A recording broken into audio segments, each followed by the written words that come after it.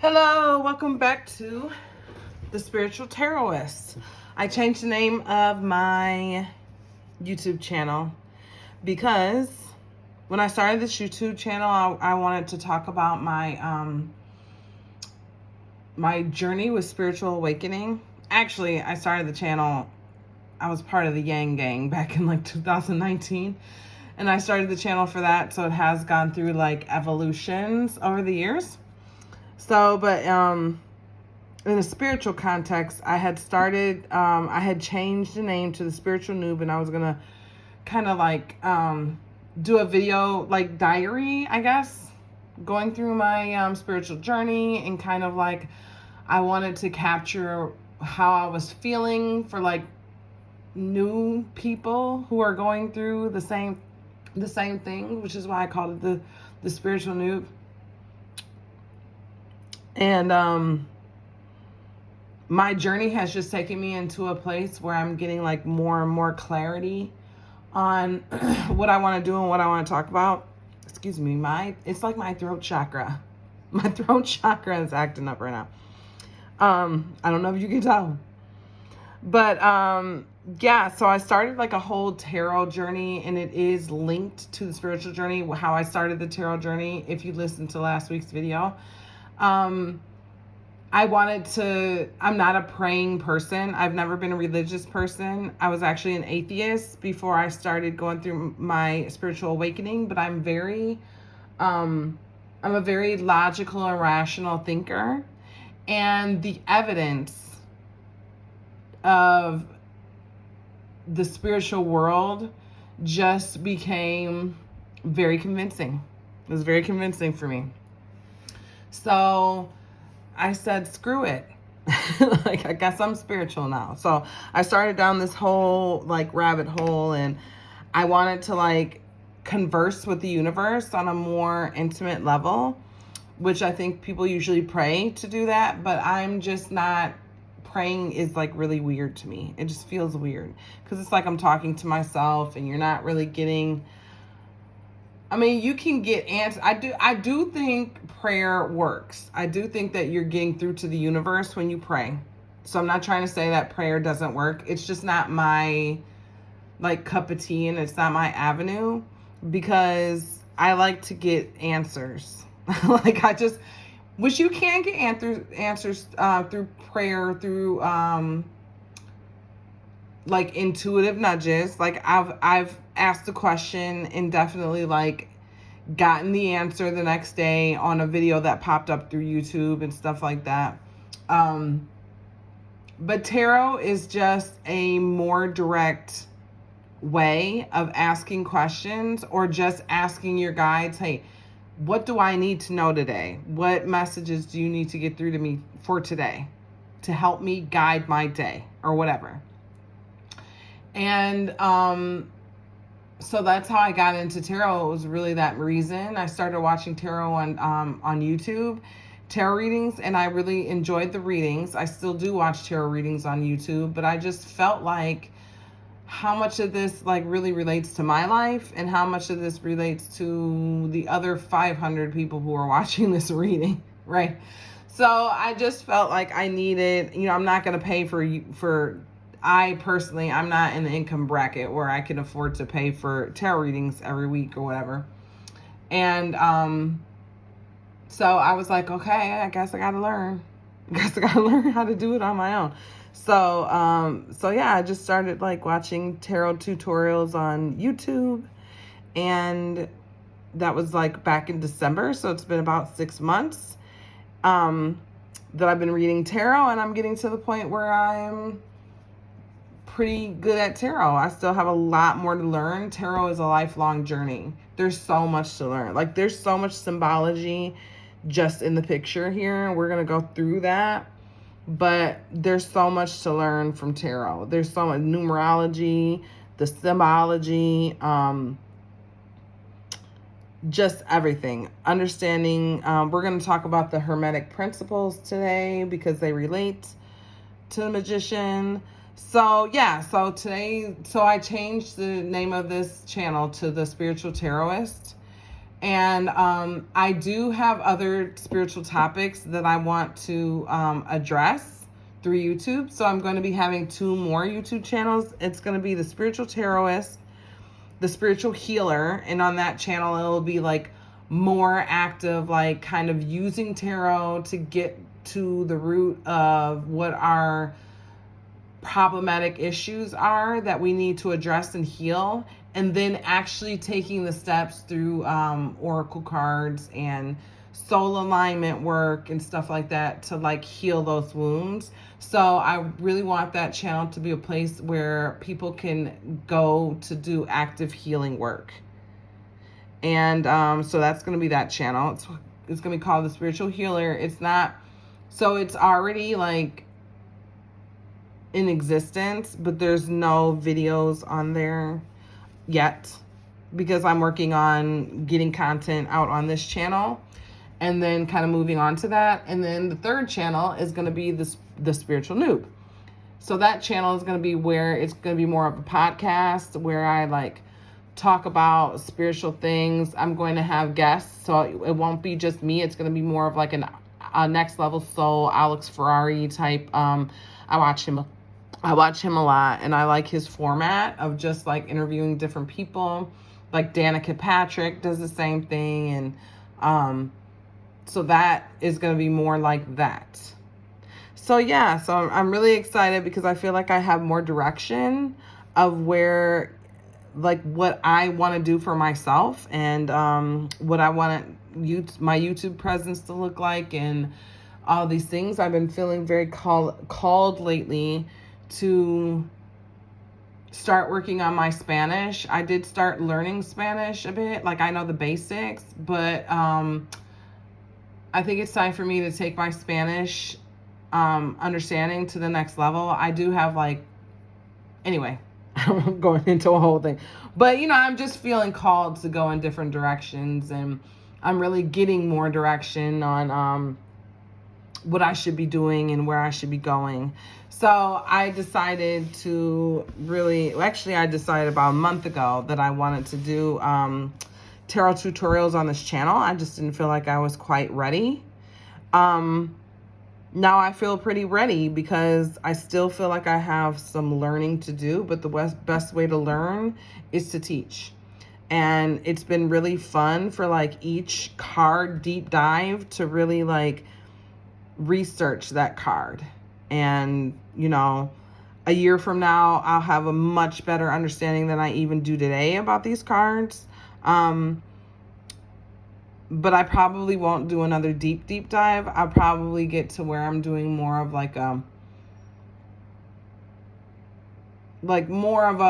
let's go through these cards. I think eventually I'm gonna get to the place where I do tutorials, but it's like, let's do the whole major arcana in one sitting, right? This is a deep dive, but let's also just get to the point where, because one of the things that I did I have been doing as I've been learning tarot is just like, for a while it was like every day going through like the whole major arcana or going through the whole suit of swords, like just kind of like flashcards, right? So this is for like people who are like new to tarot, like brand new to tarot. Like learn a card every day, right? If you're just starting to, like if you decided last week that you want to learn tarot, this is the place for you to be. Or if you've never looked at a deep dive of tarot and you don't really know the history, maybe you know tarot, but you want to kind of get back to basics and learn like a little bit more about tarot, this is a place for you to be. So I'm really excited to go through the Magician today because it's one of my favorite cards in the tarot. It's not like the favorite card, but it's like one of them. And the first thing, so the Magician is really about manifestation. Like if you're thinking of a key word, if you're reading tarot and you want a key word to associate with the Magician, I would say manifestation is that word. So the Magician is a wizard, a sage, a shaman, a manifester, an alchemist, right? So what is an alchemist? So an alchemist is a chemist. An alchemist is someone who takes, I would say that a chemist is more a person that takes like things, elements that have been manifested into the real world, and they, change the configuration of that manifested energy to make other things to manifest other things in the physical world. An alchemist is more like, it's more chemistry on a more spiritual level. It's like transmuting negative energy into positive energy. It's about learning, like the Magician card is very much about learning how to take energy from the non-physical and manifest it into the physical, right? So, the Magician has, it's the number 1 card. So all the major arcana we have 0 to 22. So they're all numbered. So the Magician, the Fool was number 0, and the Magician is number 1. So it's like I said in the last video that we're always taking a fool's journey. Like every day we take a fool's journey. Like me deciding that me deciding when I very first decided to take Spanish and learn Spanish was a fool's journey. And I'm not done with that journey. I'm not fluent in Spanish. I haven't come to completion in that journey, right? And that'll probably be like another lifelong thing. I have a lot of things that are lifelong journeys. But, I'll probably always be learning the Spanish language because it's a second language to me, It's at least going to take a while to get fluent in it. But part of the reason why I want to learn Spanish is because I want to get a message out to a lot of people. And you can get a message out to more people if you speak Spanish. And I just think that there's a lot of people in the United States, especially, who speak Spanish. I have neighbors who speak Spanish, like, what's the word I'm looking for? Like solely, right? That's their like first language. It might be their first and only language, So yeah, I want to get through to people, not get through to people because I'm not trying to change people, but I'm trying to get messages to people who I may not have been able to get messages to otherwise by speaking English solely. Yeah. So I don't know why that was so difficult for me to get out. So the number 1 is like symbolic of new beginnings. So there's so much in the tarot. You have numerology. You have all the symbology. So for each, for the Fool, that 0 meant what there's meaning behind that. And that's why I brought out the World card, because you have like the beginning of a journey. You have the ending of the completion or the ending of a journey. And both are represented by that 0. So for the Magician, he's a number 1. So it's like new beginnings, right? I'm beginning this journey. It's almost like I'm starting out on the Fool's journey, and the Magician card is there to remind you that you have everything you need to manifest into your reality while you're on this journey. Whatever you want, you can manifest, right? So it's a reminder. So when this card comes up in a reading, it's really a reminder to the person who's getting the reading that they are a manifester. They have manifested. There may be a potential block manifesting. There's also a shadow side to the Magician. If it's reversed, because I do read reversals. So if it's reversed, it can mean there's a block. Maybe we forgot that we're a powerful manifester. Maybe we're using because there's a positive and negative to everything, right? I kind of talked about this in my last video. Like I read tarot and I'm getting pretty good at it. And I I have chosen to use tarot for good, right? I'm choosing to use tarot to help people. I'm not, and I'm really fighting because there is an urge. Like, come on, I'm not gonna lie. There's an urge to like look into the lives of people that like my people that I care about, like, do tarot readings on, because I can tap into anybody's energy. So there's definitely a temptation to say, oh, look what my son is doing. Look what my what's his girlfriend's intention? Like, there's a temptation to do that. I don't think it's like, I don't think that is necessarily like doing anything negative, but it's invasive. It's like being a peeping Tom, right? So I could choose to be a peeping Tom, or I could choose to respect people's privacy, even though they're not gonna ever know that I was being a peeping Tom, right? So there's a light and dark to everything. And it's up to us, because we do have the ability within us. We have the ability within us to do whatever we want to do. I am of the belief, like, I don't like the word, and this may be shocking to some people to hear me say this. I promise I'm not trying to be shocking. I'm just sharing my own personal views.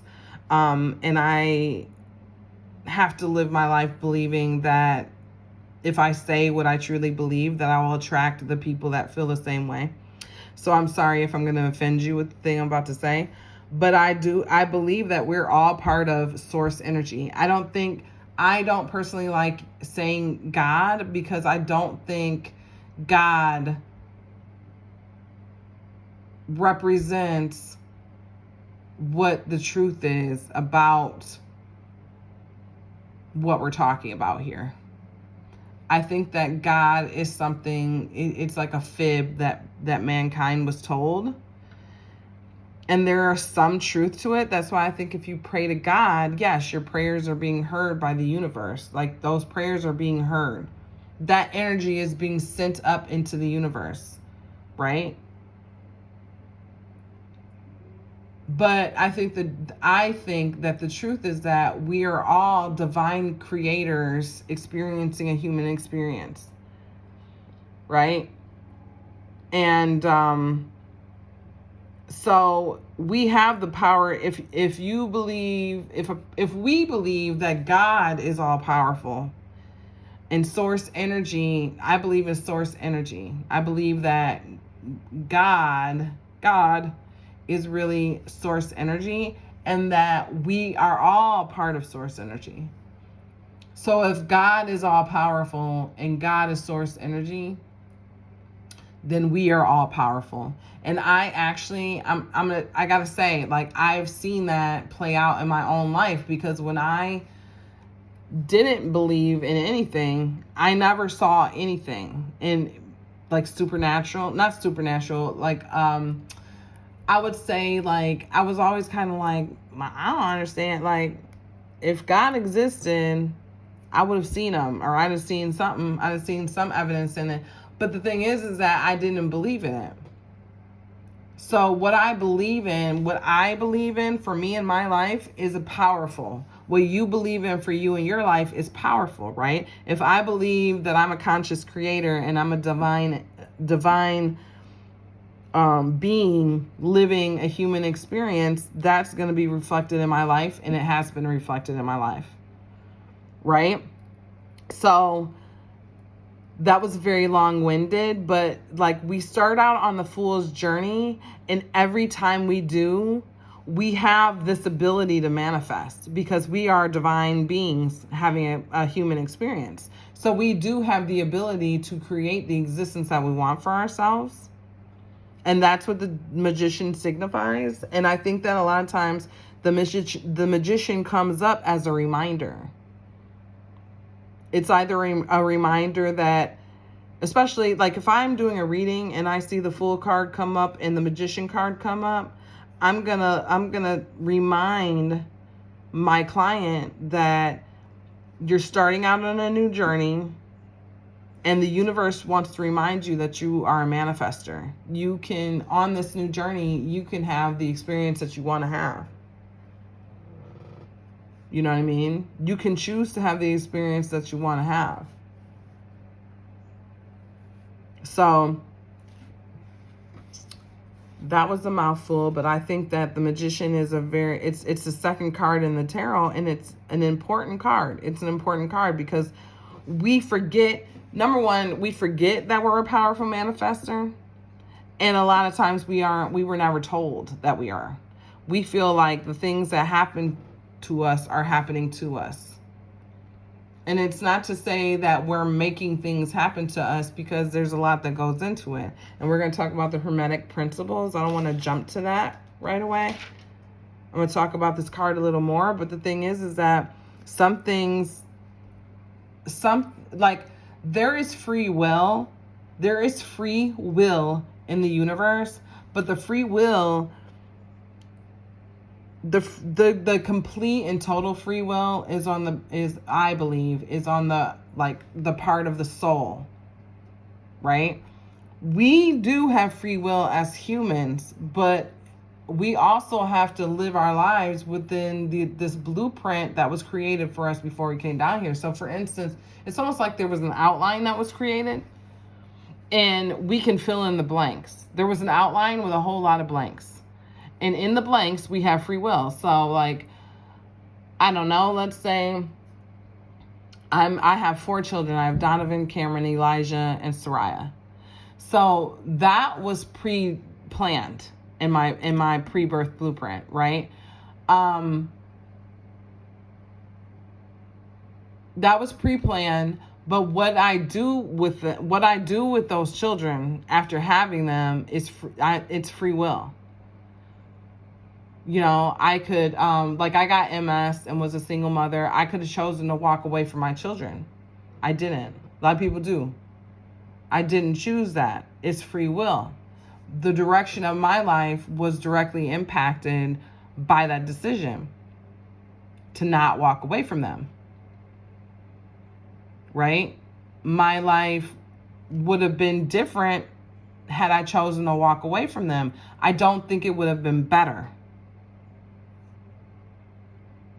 And actually, there is another choice. I could have maybe trusted the universe more and kept my kids with me and just made different, this is getting into personal stuff, made different decisions. Just like trusted the universe. See, a lot of times we don't trust the universe enough. We don't trust the universe enough, and we don't trust in our ability to manifest. See, I didn't know that I could manifest. I didn't know that I was a conscious creator living a human experience. Since I've come to that knowledge, my life has been a lot different. I've seen manifestations happen, right? But before, I didn't know that. So maybe 20 years ago, if I'd have known that I'm a conscious creator living a human experience, I would have made different choices, right? But I made the choices that I thought were the safest choices for my children. And those choices, you know, they set my life on a certain path, which is fine. Because that path taught me a lot. It taught me a lot about myself. It created a spiritual awakening for me. I probably, to this day, would not have had a spiritual awakening, or I might not have. Anyway, that's the whole thing. Let's get back to the card. I veer off into things a lot. So this number 1 is in numerology. It symbolizes like new beginnings. So we set off on the Fool's journey, and we're starting this journey hopefully with the knowledge that we have everything we need to manifest what we want in our own reality. But, and you know, I forgot to say, you know, like, I was kind of leading here, but I think I got misdirected. But like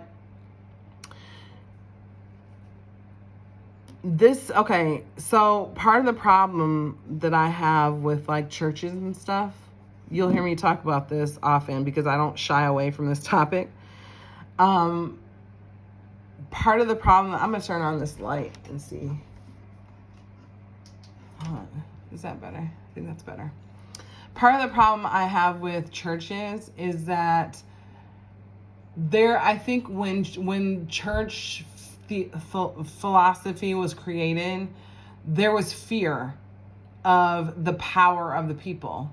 I think there was a fear that if people knew their own power, that they would use it for the negative, which is, like, people do use their own power for the negative. They do it all the time. So it's not that that's a irrational fear. It's not at all. Right? Just like I was saying, I could use my ability to read tarot to read every neighbor on my block and know exactly what's going on in their life. I choose not to. I choose not to do that. However, other people, I know right now, when people jump into your inbox, seemingly knowing stuff about you, talking about, oh, your energy, I feel your energy. They probably are doing tarot and stuff like that. I do think some people can legitimately be psychic, but my thing is if you feel my energy and you have sensed that I need help in some sort of way, why are you asking me for money for you to help me? I didn't come to you, you're coming to me. So why do I have to pay you for you to help me? That is using your powers of manifestation for I don't want to say, I don't like to use the words right or wrong, but it's using it, it's like using it in a negative way instead of using it in a positive way. So the one is new beginnings, and the wizard is the magician is a person who understands the laws of the universe and thus is able to be the director of energy, right? And thus is able to manifest. If you understand the laws of the universe, you can manifest. So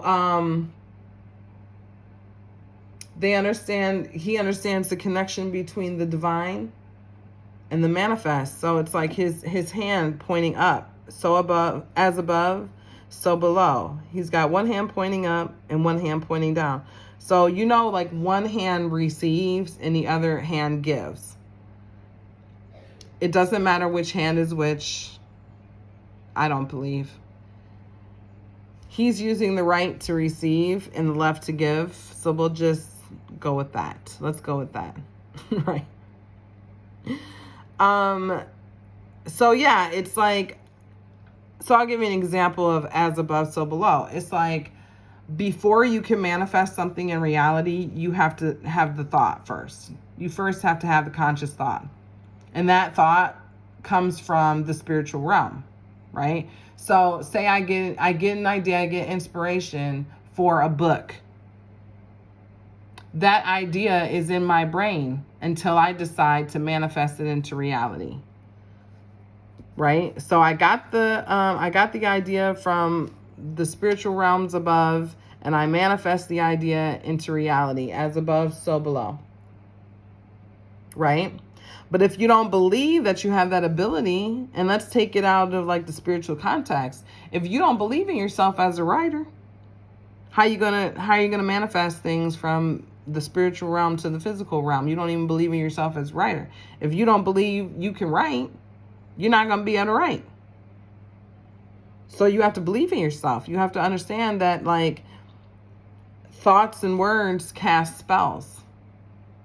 If I believe that I can't write, I'm casting a spell on myself, and I'm not going to be able to manifest. So we're divine beings who forgot, like, the last unicorn, and probably none of you guys understand that reference.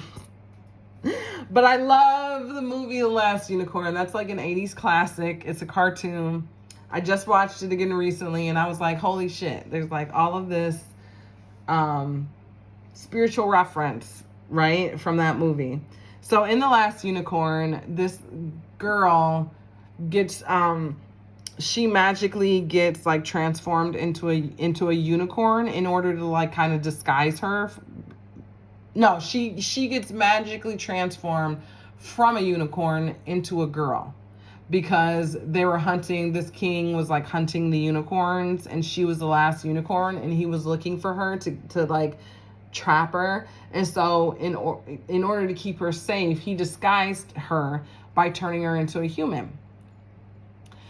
And the longer she stayed a human, the more she forgot that she was a unicorn.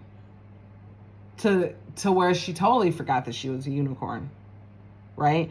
That's exactly what happens to us. That's what children remember, the other side, more than we do. That's why they have imaginary friends, and like they're talking to the wall, and who are you talking to? No one, Mom. That's my imaginary friend.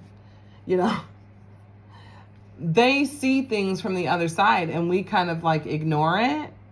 We're like, oh, that's just her imaginary friend or whatever. But, or if grandma dies and your kid's talking about, I saw grandma, we're thinking, oh, that's just part of the grieving process, or, you know what I mean? Like that kid probably did see grandma, because children are so much more tapped into the other side. It's literally like Boss Baby. I don't know if you guys have watched Boss Baby. That's a more modern reference. But yeah, it's like when kids are little, they remember the other side, and then we forget. We forget as we get older, and like we don't remember being divine beings. Like, you know, that veil of forgetfulness goes over us, right? So I love that unicorn reference. I love that movie, The Last Unicorn. They have a tarot card set. I don't know if it's still available, but if it's available, I'm going to try to get that Last Unicorn set, because I love The Last Unicorn. So when we remember our power to manifest, we're able to fulfill our greatest potential. So it's important, like, you are more powerful. So let me just say this. So you're more, I have like conflicting thoughts going on in my head right now. So you're more powerful when you remember your ability to manifest. When you're starting off on a fool's journey, you're more powerful if you remember that ability. However, I will say this, there's the veil of forgetfulness, because our whole purpose down here is to learn from our experiences, to transmute that energy, to remember. It's like we forget so that we can remember. You know, we go through experiences and they change us. We learn how to alchemize those experiences into positive energy. Oh, this happened to me, but it made me the person I am today. And it put me in a position where now I'm helping other people. You know, we all have those stories where it's like, I wouldn't be helping other people if I hadn't had this experience. That's how you transmute negative experiences into positive experiences. So that veil of forgetfulness serves a purpose, because if we came down here remembering straight off the gate who we are and why we came down here, those experiences, we would not allow those experiences to touch our hearts and to cause the range of emotions that it causes in order to transmute that energy. Because the stronger the negative emotion, it's like for every action, there's an equal and opposite reaction. For every emotion, there's an equal and opposite emotion. So if you think about the most painful experience you've ever had, when you heal that, and that's what the healing process is, by the way. It's transmuting. Energy can neither be created nor destroyed. So if we have a negative experience, as soon as you feel the effects of that experience in your energy body, it's become a part of your energy body. It's become a part of your energetic field, right? So we can't destroy that energy, but we can transmute that energy and release it out into the ethers. We can like transmute it into love and then like let it go, let it dissipate, you know what I mean? But then we have to fill that emptiness. When we release that energy, we have to fill it with something, right? So when we heal and release the energy, we end up filling the energy with love, because the universe is really mainly about love. There's a lot of other things that we could talk about here, but mainly it's about love. It's about learning how to transmute our experiences into love. I went through this. How can I love myself out of it? And once I learn how to love myself out of it, I'm automatically going to love other people, because I am them. We are all source.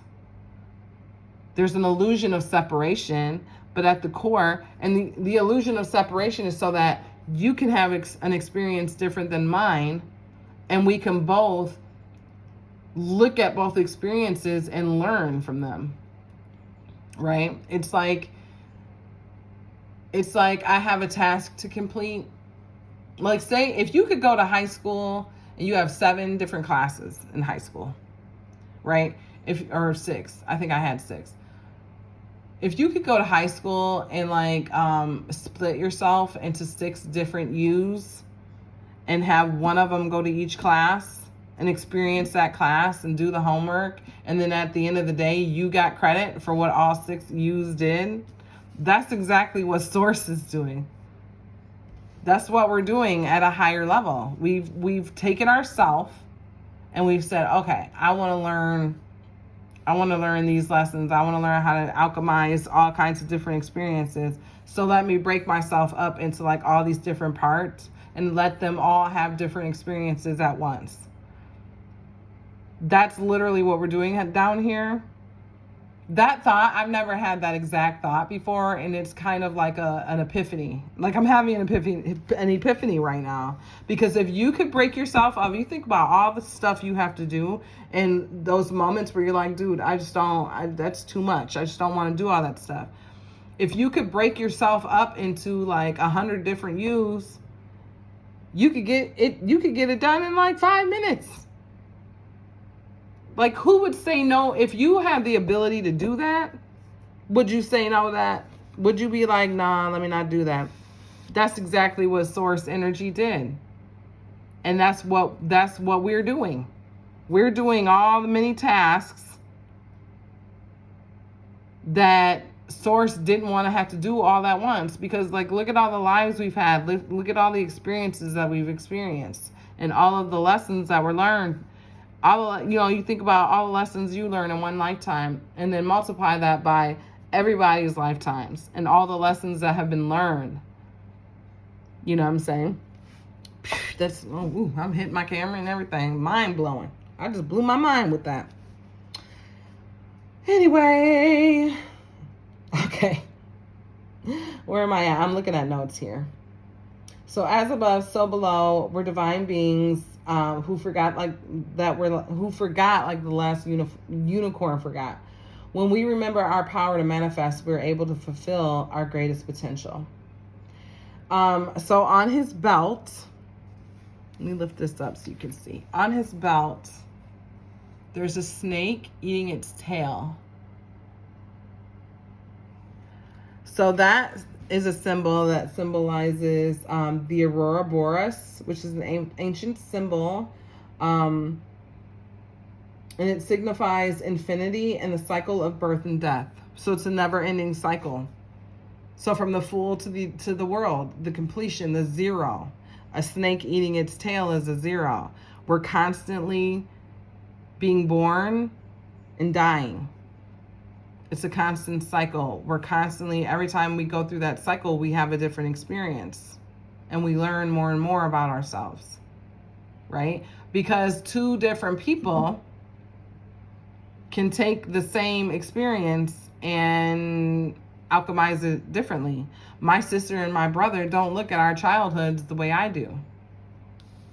We had the same, I don't want to say we had 100% the same experience, because we didn't, but we had the same parents. We lived in the same house. We went to mostly the same schools. Like we had a very similar experience. I look at our experience a lot differently than my brother and my sister look at our experience. So every lifetime is an opportunity to see the world differently, to see experiences differently. And that's what source energy is doing. And source energy is all of us. Except I'm not going to be Sarah, mother of Donovan and Soraya when I go back to the other side. I mean, that's going to be part of who I am. But I'm also, I don't know if we have names on the other side, but I'm like whoever I am on the other side.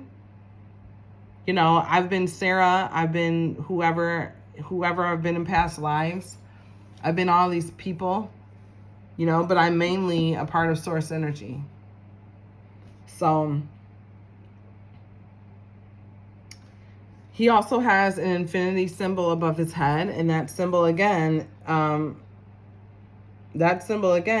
it's the same thing. It's symbolizing infinity, right?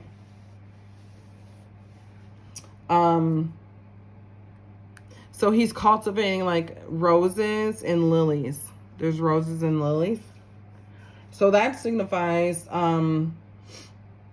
aspiration and attainment. So he's growing, from a seed. So from a thought, hey, it'd be really nice to have roses and lilies. So you have that thought, and then you go get some seeds, and you plant the seeds, and you wait for the seeds to grow. And the seeds grow, and now you have lilies and roses manifested into reality. And it came from a thought, which thoughts don't exist in our physical reality. Thoughts exist in another realm, in a more spiritual realm, in a conscious realm. You know what I mean? But see, this is the thing, and we're going to talk about this in the Hermetic Principles. I can't just think about roses and lilies and not take action. So on his table, you have the cup, his cup. These are all the suits of the tarot. He has his cup, his wand, his cup, his sword, and his pentacle. So the wand is fire energy, and it's all about action, right? And then the sword is thought. The cup is emotion, and the pentacle is what is manifested into the material. So I can't just use a sword and think about manifesting lilies and roses without the wand. It takes action. I can think about the roses and lilies, but then I have to take action in order for it to manifest into reality. And then once it manifests, I have the feeling of accomplishment. Right before it's manifested, I have the feeling of, not being satisfied, dissatisfaction. I might be feeling anxious. Man, I really want some roses and lilies, right? So it takes all of this to manifest the roses and lilies into reality. And then once you do, you have the feeling of accomplishment. So it takes all four suits, all four elements to manifest what we want and really live this human experience. And manifestation is not all about what you want either. You can easily be manifesting what you don't want. If your thoughts are constantly aligned with negative things, I'm such a horrible person. I'm so stupid. Why am I so stupid? Like, why does it never work out for me? Every time I get a job, I always get fired. No one likes me. Every time I'm driving, people are just such assholes. And they're all over the road and they piss me off. I can't even get from point A to point B without people pissing me off, right? So if those are the thoughts that we're constantly thinking, right? And those are the words that we're constantly saying, eventually we're going to manifest that into our reality. We're going to see it in reality. And then it's funny because you have the thought as above, you manifest it in reality, so below. And then when you see it in your reality, it confirms the thought. So you say, see, I told you, these people on the road, they can't drive worth nothing. You know what I'm saying? So then you have more of that thought, which manifests more of that in reality. And it amplifies because the energy can amplify, right? So you may see more and more and more and more and more of it in your reality, because as you see, and especially if you've gone years and years and years on that same energy wavelength, you're going to see a whole hell of a lot of that in your reality, right? To the point where you're a grumpy old person because you've dealt with years and years and years of horrible drivers, right? You can't understand why everybody is such a horrible driver. Well, not everybody is a horrible driver. You're seeing the horrible drivers because that's what you've told the universe you want to see. And then you manifested it. So we can manifest good and manifest bad. So love is a law. Love under will. Love under will. We have all the tools to achieve our dreams. So love is like, that's everything. Love is everything. It all boils down to love, because even like why does Source want us to go through these experiences? Like, what's the point? The point is learning more about love, right? What do I have to do to transmute the energy of this experience into love? It's like learning how to take a super negative person. How do I reach this super negative person? Which is like what counselors do and therapists and stuff like that. How do I transmute the energy of their negativity into love? And that's what Source Energy is learning through all of our experiences. That's why some of us feel like it's like, throw the kitchen sink at her. Well, we agreed to that before we came down here. We agreed to that life. Because some people have lives where, you know, addiction and poverty and all those things are not the issues that they have to deal with. Negative, toxic family dynamics. Those aren't the things that they have to deal with. But maybe a lack of romantic love is a karmic issue that they're working out in this lifetime. Like, we all have different reasons for being here. And I wish that people understood that more sometimes, because I think it would make us look at everybody's experiences differently. Like, you're not here for the same reason I'm here. So our experiences are going to be different, right? If I had a super loving family who always made me feel supported, I would have never had the need to search for deeper meanings in life and to find those deeper meanings. So,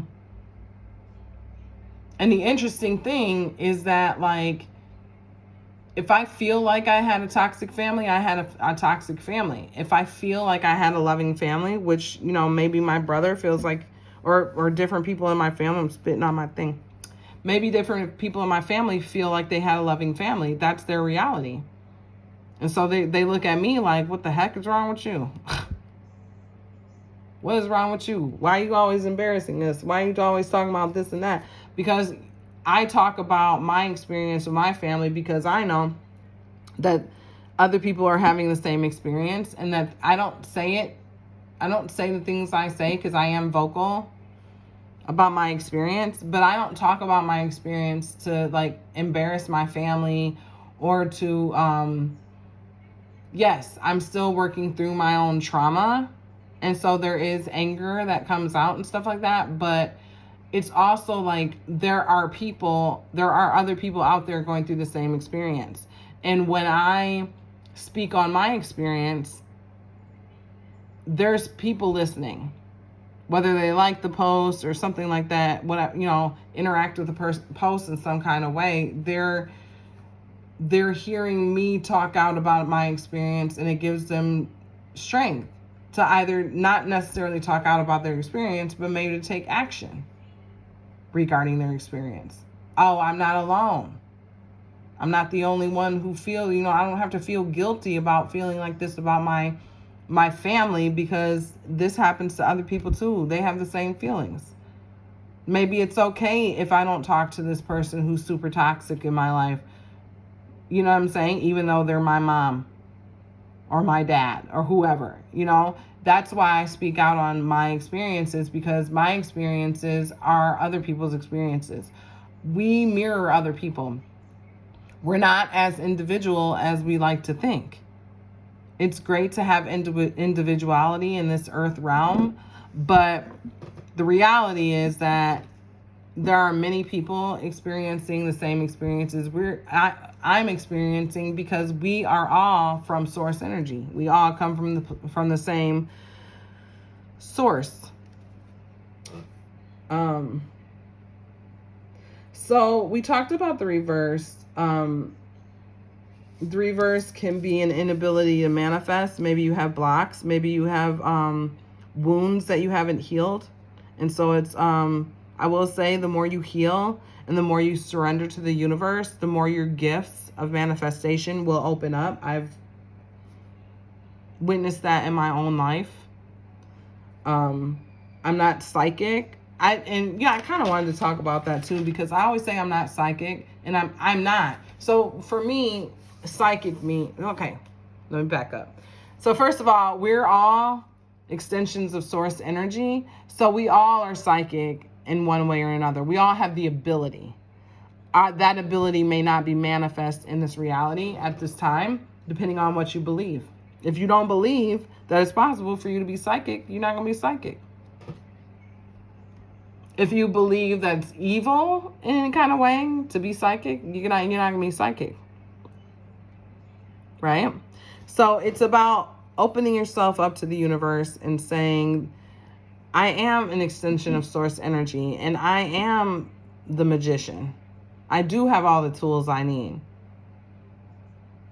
You know? And once you open yourself up like that, the energy turns around. You flip the poles. Energy is like, it's a battery with a positive and a negative charge. Right? So if I'm focused more on, like the magician is the frequency, right? And the poles are the vibration. I'm vibrating at a low frequency, at a low vibration or a high vibration, right? So if I'm thinking more about I can't manifest, there's no way I can have any kind of control over my life, the magician's going to be upside down. If I'm like, I'm a powerful manifester, I'm an extension of source energy, there you go. That's your experience. So we talked about the suits on the table. We talked about the receiving hand and the giving hand. So I'm going to ask a few questions. How good are you at manifesting on purpose? These are some questions maybe you can journal about if you're interested enough. So how good are you at manifesting on purpose? Have you stepped into that power? Because you can. Everybody can manifest on purpose. You're always directing energy, purposefully or not. We are always manifesting, whether you believe you're a manifestor or not. Because the truth is that whatever you think will become a reality. It will manifest into your reality. So, and if you want to test that, or if you want to kind of analyze that, think about, what thoughts do I think about myself? What is my internal dialogue? Does my internal dialogue reflect what I see in my reality? You know what I'm saying? Am I saying, man, I'm a horrible employee, or all bosses suck, all business owners suck? You know what I'm saying? If there's certain things that we believe to be true, and if we keep pounding that belief system, beliefs and words are powerful spells. They're spells. Right? So, which is, I kind of talked about witchcraft on my Facebook, because I don't identify as a witch, but what I will say is that we do witchcraft every single day. The reason I don't identify as a witch is because I think it's silly. It's silly because we're all witches and wizards. We all are. We're all manifesting every single day. You're a wizard. You're a witch. If you take herbs and put them together with different ingredients to make a thing called spaghetti for dinner, you're a witch. It's about taking, you know, and there's different kinds of witchcraft. Like, you know, a lot of people would consider tarot witchcraft. So that's my craft, is tarot. I don't consider myself a witch, but you know, some people are herbalists. I have a neighbor who's an herbalist. That's her craft. Right? If I need a tea to reduce inflammation or something, if I need a recommendation on a problem I'm having, I'm going to go to her because she knows what she's talking about. She's around, she walks around the neighborhood digging up dandelion root and herbs everywhere, you know. She's out like just in random fields with a shovel digging up herbs for teas and all kinds of stuff. She knows what she's doing and it works. Oops, sorry.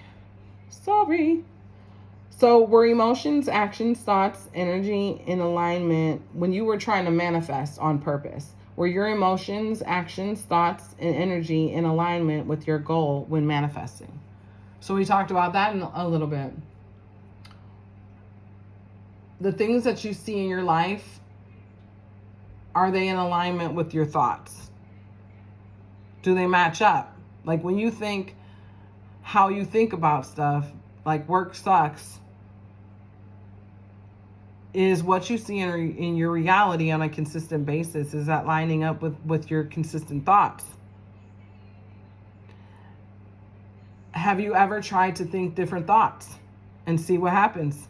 Have you ever tried to spend a month or so talking about, oh, I love my job. My job is, but not in a sarcastic way. But have you ever tried to turn the energy? Right? Have you ever attempted that?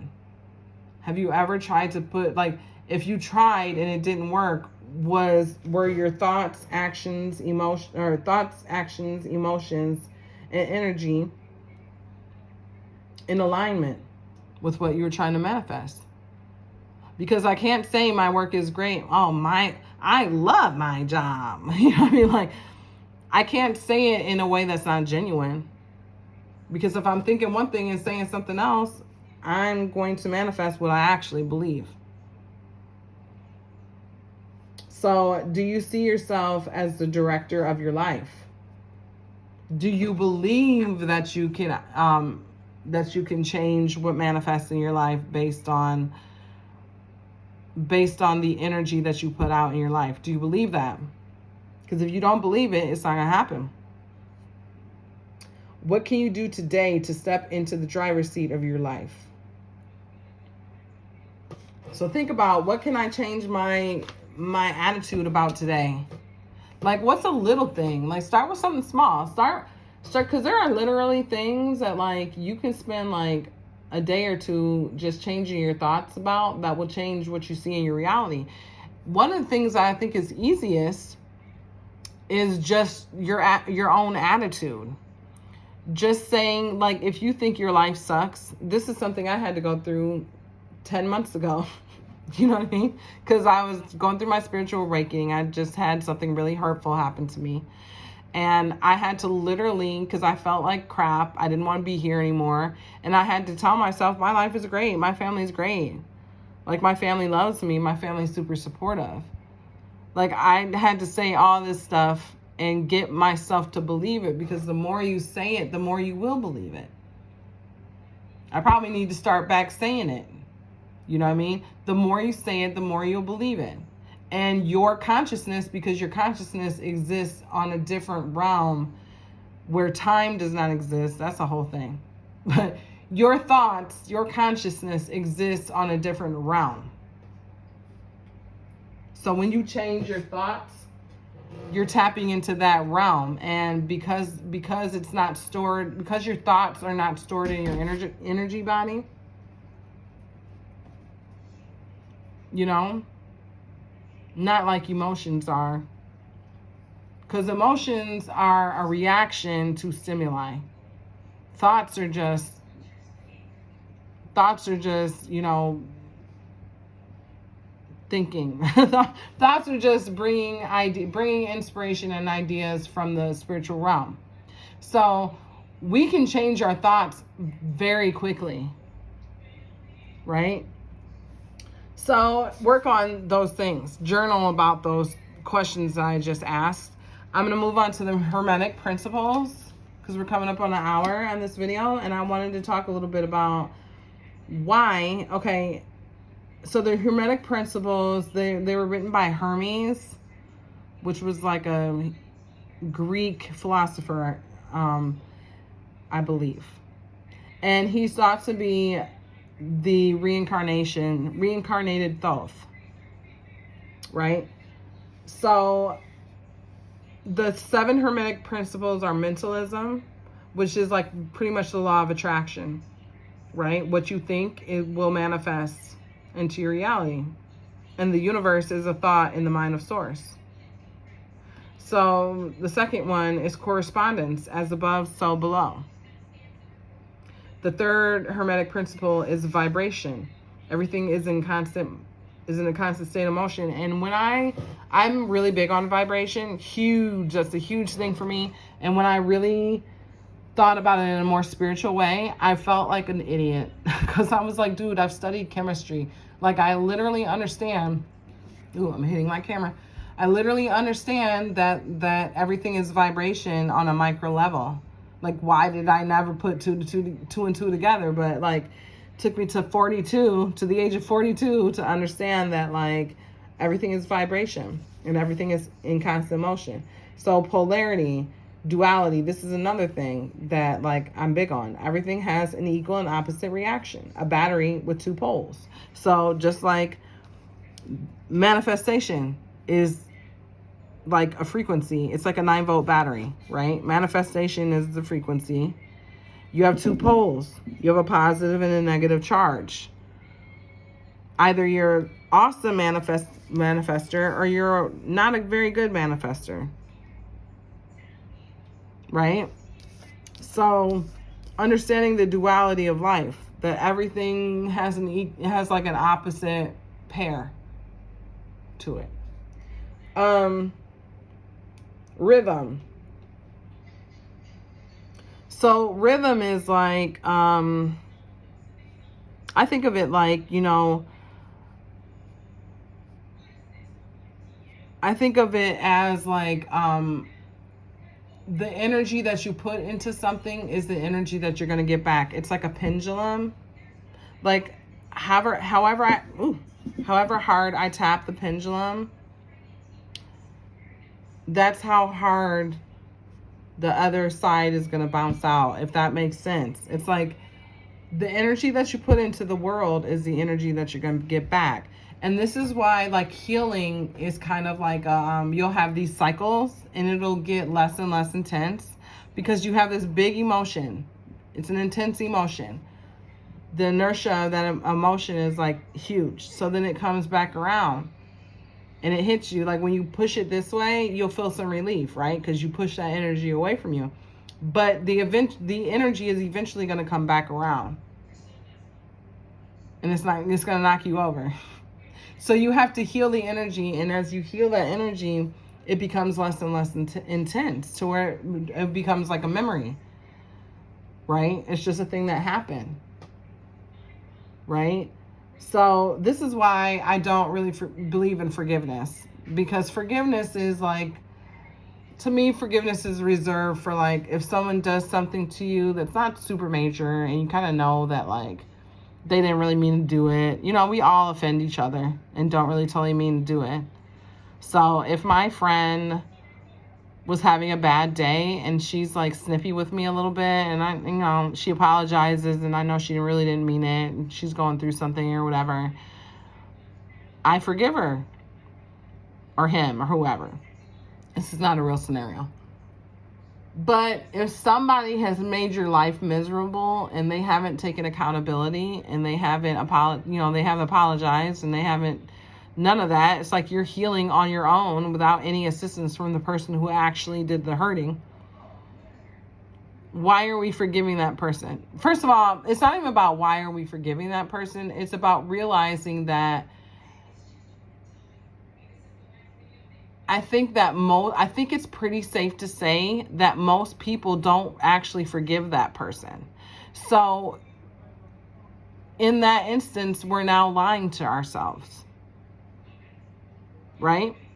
Because if you don't actually forgive that person, but you're saying you forgive them in order to move on, that energy is still inside your energy body. So it's still energy that needs to be healed, right? Once that energy is healed, then you can forgive them, because now it's like whatever, it's just a memory. It's like, I forgive you, you're a human, you're a divine being having a human experience, and we do shitty things to each other during this experience. Bad things happen. Unfortunately, I was the target of the bad things, and it's okay. It's just, you're having an experience. At that point, we can forgive people, but I don't think that like forgiveness at the outset is a way to healing. And I think the healing is the most important thing. So I think this, when I say I don't believe in forgiveness, I think that like it's hard for people to like wrap their brain around that or understand that. But my main mission is healing myself, helping other people heal themselves. And I just don't think that forgiveness is a road towards healing. I think forgiveness is a coping mechanism that we use to lie to ourselves and tell us we're over something when we're really not. That's my personal belief. Chew on that for a minute. That's my belief. Okay, so we talked about polarity. We talked about rhythm, causation, cause and effect. No, there's no chance and no coincidence. I was doing a reading for somebody the other day where the Ace of Pentacles card came out, and I was asking, hey, is there something coming into your life? I mean, it looks like there's something coming into your life in the physical. It could be money related, could be a new job, could be like a baby. Like sometimes for me, when I'm doing readings for myself, the pentacles represent my children, because sometimes we can look at our children. It's bad to say this, but sometimes we can look at our children. I think most of the times we look at our children as like our possessions. Those are my kids. Like, don't do that. That's my kid, So she was like, no, I don't think so. I don't think that relates to me. And I was like, well, I don't know. Like, the card came out and there's really no coincidences in the universe. And I did her reading the next day and the same card came out. So it's like it's like a confirmation. Like, yes, this card is coming out for a reason, and there's something coming in. You may not know what it is, but it's coming in, right? So there are no coincidences. And I told her the day that I pulled that card that I'm almost 100% sure that if this card came out, it came out for a reason. So there are no chances and there are no coincidences. If you run into everybody you run into that you have an interaction with, that interaction was purposeful. So like now in my life, I'm not saying that I do it all the time or like 100% good at it all the time. I'm like less than a year into this journey. So still working on it, but I try to make ripples. I try to make as many ripples with the people, positive ripples with the people that I interact with. When you have an interaction with somebody that's positive, it encourages them to then make interactions with other people that are positive. And then they make interactions with other people. It's like the passing it on, So that's how you make ripples into the universe. By passing on, creating positive ripples. Do it every day. Create positive ripples every day. It's like waves that just keep coming and coming and coming. Right? And you always want to be that unstoppable, fierce wave full of love and light that never stops coming. Every single person I meet every day, I'm going to try to make an impact on their life in one way or another. So that's what I aspire to, and that's what we should all be aspiring to. So the last one is, this is the Hermetic principles. The last one is gender.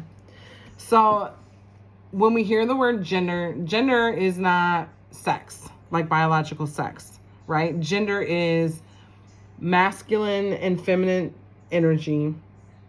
And so it's more of like you can be a female and have majority masculine energy. You can be a male and have majority feminine energy. So this is not about pronouns or, you know, any of that stuff. This is about masculine and feminine energy. Right now, it's very out of balance. And the Hermetic laws, the Hermetic principles are saying we need balance. In order to have a harmonic universe, or harmonious universe, we need to have balance between the masculine and the feminine. And that's another thing that I harp on a lot. So this is, I think I've covered everything. This is like an hour-long video, so I'm going to end it here. I think I covered everything with the magician. If you liked this video, please like, share, and subscribe. I will be back next week with the next card in our major arcana. I will be out with a new video every week. So it's going to be 78 weeks of tarot videos. And hopefully by the end, I will myself have learned more. I'll have more knowledge about the tarot than I do today. So when I get done with Rider-Waite-Smith, I'm going to move on to the Thoth. And I don't think those videos, they might be just as long because there's a lot to talk about with Thoth. But yeah, so hopefully eventually my videos will get a little shorter. But okay, I will talk to you guys later. See you next week. And please check out my other channels. I will be posting links to those channels as I get content flowing on the channels. So talk to you later. Bye.